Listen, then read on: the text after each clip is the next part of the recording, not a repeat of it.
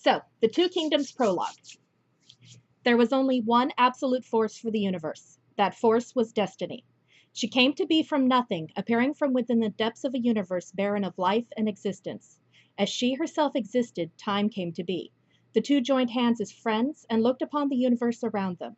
They began to prep it, to prepare for more, and their efforts called forth more allies, life and love.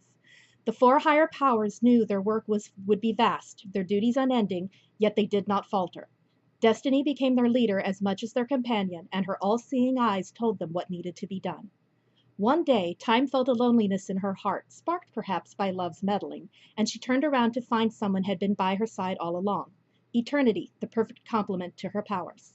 They would bear two children together, twins, who came to be known as Moira and Horatio. They had gifts relating to their mother's powers and soon took up roles in all of existence. Horatio would defend time, Moira would fight for it. Horatio and Destiny flirted a bit outrageously, teased one another across space, and eventually they had a rather interesting affair.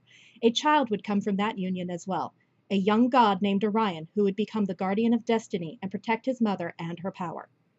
Into the empty universe around the gods and demigods came to be worlds and stars.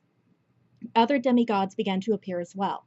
Destiny, still fond of her former lover, set Horatio onto a path that meant he encountered a demigoddess named Mortality.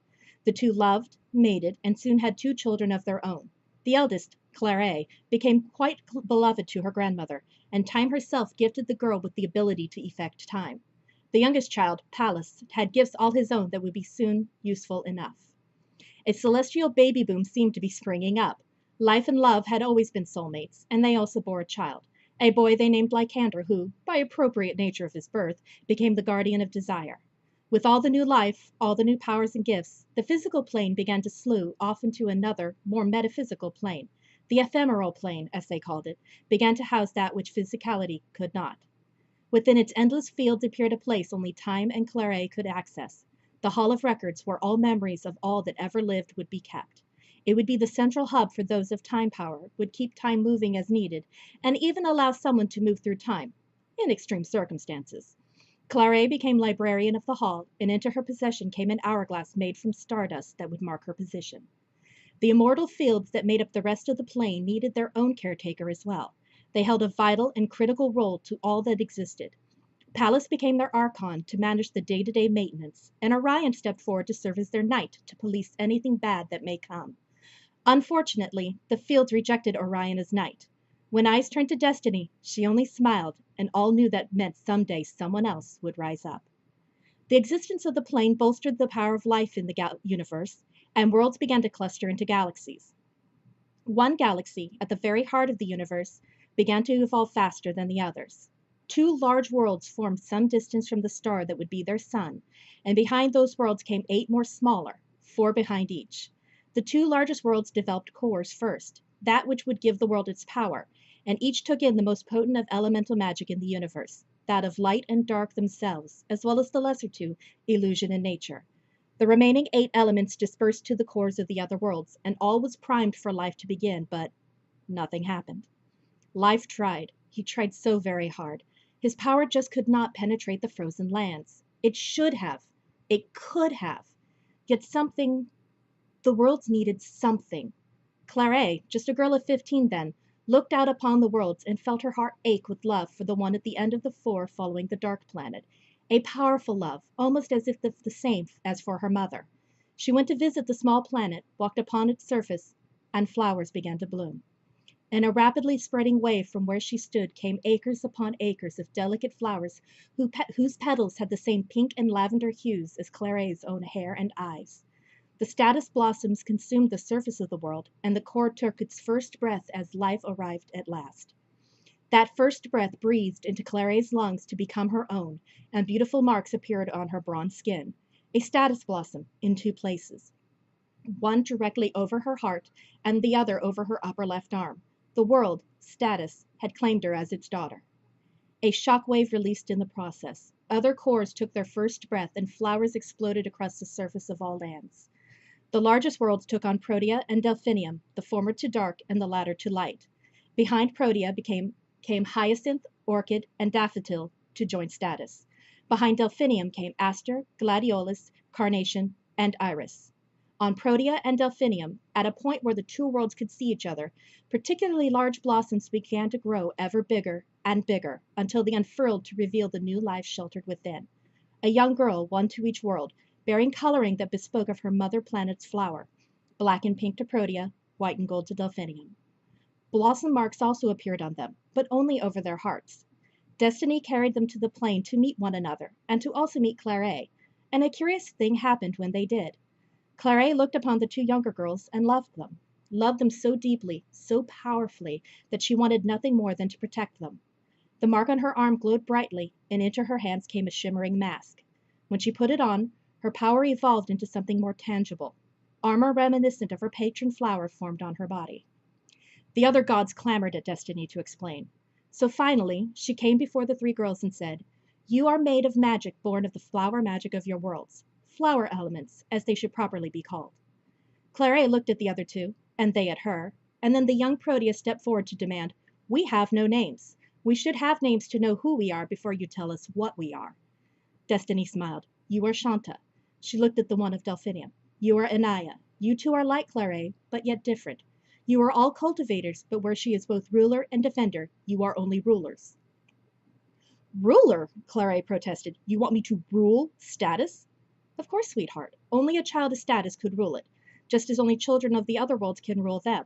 The ruler cultivator magic inside you comes right from the core of your world. It cannot be taken, cannot be diminished. It can only grow, can only be inherited by your children. As long as there is a ruler, the worlds cannot stagnate. But you, Clara," she turned to the librarian with a warm smile. She could not help but be fond of this child of Horatio, the one most like him. "You are also a defender cultivator. It will be your duty, your honor, to protect not just your world, but also Shanta and Anaya, to protect all descendants of their lineage. The cores of Protea and Delphinium are critical, for they maintain the elements that infuse all of life, dark and light." Clara took a long breath and then removed her mask. Her armor disappeared and became instead a gown that in its own way reflected her flower. Both Shanta and Anaya also wore flower gowns of their own. "I will accept that duty with honor." She would not be alone for long. The other worlds began to blossom large blooms of their own, two to each world, and from each came another ruler or defender. Defenders bore their flower marks on their arms, for they would take up arms to defend, and rulers bore their flower marks on their hearts, for they embodied the heart of their world. Only Clara stood as both for status, but when eyes turned to Destiny for answers, she again only smiled and said nothing. Each defender protected their world, their ruler, and then also the two queens of Protea and Delphinium. For the two defenders, the need to protect went literally into their souls. The daffodil defender bonded to Shanta, and the gladiolus defender to Anaya, in the way of soulmates, but in a purely platonic sense. They were twin souls, each possessing half a soul that looked identical, and therefore overlapped to fuse them together. All the intense love and joy of a romantic soul bond, but without the intricate entanglement of desire. No, that problem lay somewhere else for the two queens, Orion and Lycander. One day, as Shanta and Anaya neared the end of their second decades of life, they unexpectedly happened upon Orion and Lycander. The four had never met before, for the two demigods tried not to interfere with events on the worlds unless needed. Yet they were not strangers. Even before their births, half their souls had been made to interlock. Shanta soon made Orion her king, and Anaya took Lycander for her own. In not long a time, each bore a daughter of their own who came into life with a ruler blossom over her heart. Life, finally, could use his power on the worlds. He populated them with animals, plants, and people, and the ruler cultivators became the queens of their planet's kingdom. Shanta and Anaya also took into their command the four worlds behind their own, making them the high queens and overseers of the blossom-filled galaxy as a whole. Neither could use the dark or light power of their planet's core, however. Instead, each embodied the other element of their world, that of nature to Protea, an illusion to Delphinium. Peace and harmony spread across the galaxy as a whole. The other queens bore daughters to become rulers someday in their stead, and in the same year new defenders were born, except for status. Clara had yet to meet her soulmate, and though many offered, the queen remained unmoved. She would rule and defend alone until, perhaps, someday her perfect match be born. As things settled, the highest gods began to leave the physical plane for one where only they could go. Losing destiny and time meant that mortality had to gift humans with shorter lifespans, and Orion had to remove from all people the ability to know the future. Only cultivators maintained immortality, for they possessed undying magic, and only Astro Defender cultivators, Clara, and Orion's own Protean daughter maintained their sight. All Protean children would receive sight, by nature of their shared blood with the Guardian. Astro Defenders kept their sight, for it allowed them to see if danger approached those they lived to defend. Clara maintained hers, for she needed it in order to fulfill her role as librarian. Having the gift of sight allowed her to keep the flow of the timeline from getting out of order. She had to be able to see aspects of the future to ensure the past did not change in detrimental ways. If anyone else ever were born with the gift of sight, it would only be because they fulfilled a role of critical importance to all existence. Peace could have remained forever, if there had not been an unknown consequence for Shanta's birth. The ephemeral plane relied not only on dark and light power, but also on the power of nature infusing Protea. Thus, Shanta became the ruler of the plane as well, keeping the balance of the space moving easily. The immortal field soon began to house the dreams of all that lived, and Pallas ensured that both good and bad dreams remained in harmony, for both held important roles. Unfortunately, a conflict waged inside Shanta's soul. The powers of nature and of dark worked against each other in many ways, for nature depended on sunlight, and the dark absorbed all light. Shanta could not control the dark of her world's core, and there could be no harmony without it. They fought for dominance within her soul until they slewed over into the immortal fields.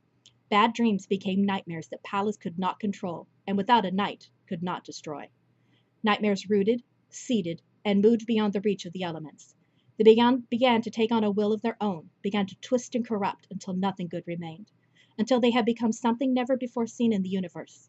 They became evil itself and gained consciousness. He spilled over into the physical plane before he could be stopped, and he went right after Shanta. He stood as such an adversary to her that all began to only call him Nemesis. He could not reach the High Queen immediately. First, he had to contend with the defenders, who immediately put on their masks and rushed to protect their liege. They could not touch him, however, could not wound him. He bowled them over and claimed their lives on his mad quest to reach Shanta. He wanted only her. How he wanted her. His obsession with her was violent and dangerous, and nothing would stand between him and consuming her. Nothing except Shanta herself. Her people lived in fear, the galaxy trembled around her, and the price of such a thing lay on her shoulders and her weakness. As she watched Nemesis bearing down on her palace, she covered her flower mark and felt inside her soul the seed that made her a cultivator. Without fear or guilt, she tore out her own seed and unleashed the rawest magic inside her soul. The cataract of magic could not destroy Nemesis, not without any harmony, but it could banish him. She hurled him violently away into the sun, where the bright light of nature would keep him weakened and entrapped for millennia. In the process, she thoroughly burned out her seed and, with it, her own life. When she fell, it was into the arms of her beloved almost sister, Anaya. "Shanta!" Anaya clutched her closer and felt tears clogging her throat. They too were almost like twins themselves, deeply connected by the imposing force of their world's cores. Anaya had already been devastated through her soul by losing her twin, but this only poured salt in the wounds. "How could you?" Shanta did not open her eyes, but she managed to smile. "Aya, how could I not?" She felt a hand take hers and forced her eyes open to see her husband's face above her as well. Orion. Orion's handsome face seemed strangely calm. The lines of strain edged his eyes. "It had to happen," he admitted roughly. He brought her hand to his cheek. "I knew this had to happen." He closed his eyes. "Shanta, Anaya, someday in the very far future they will be born two apexes. They will wholly embody the elements of dark and light in a way no other could. They will possess infinite power known as arcanery that rivals destiny herself, and they will stabilize the universe. But they will pay a price. A terrible price, for arcanery cannot come without it." Anaya took a long breath. "What price?" "I do not know. I only know it will exist. Mother does not tell me everything either, unfortunately." He closed his eyes. "The apex of dark will be the only one who can bring harmony to dark in nature. She will destroy Nemesis. Something will face the apex of light as well, make her the only one who can destroy it. I know not what. Then," Shanta whispered, "I will hold to the hope of a future where my sin is cleansed." Her lashes fluttered closed and the mark on her chest faded away entirely. Her body had nothing to hold without its seed, and it began to dissolve into shimmers of color. It took only moments before she no longer existed in the physical realm. Anaya barely bit back a cry as she reached out. She dropped her hands as her body shook with the force of her pain. "You can't leave me," she whispered. "I have no one left but Lycander and Clara." Her lips twisted into a sad smile. No wonder Tarviel forced Clara to retreat. She has no successors. She looked at Orion. "But we do. Our daughters are grown. They will become queen in our stead. I will follow Shanta and my defenders to the afterlife." Orion felt no surprise. This, too, he had known would happen. "Lycander and I are demigods. We can ascend to the realm of the gods where Shanta has gone without any trouble. Anaya, are you sure in your decision to abandon your life?" "What life is left for me here, Orion?" She felt her husband kneel behind her and covered his hands when he placed them on her shoulders. "Our time is done. It is time for the next generation to rise." Then so be it. It was time in more ways than they had guessed. Curious events happened across the galaxy within a year that led to the remaining ruler cultivators and their mates to leaving behind one life for another. The next generation of rulers and defenders rose at the same time to take their positions to maintain balance. Clara mourned those she had lost, but found comfort in the new companions she had gained.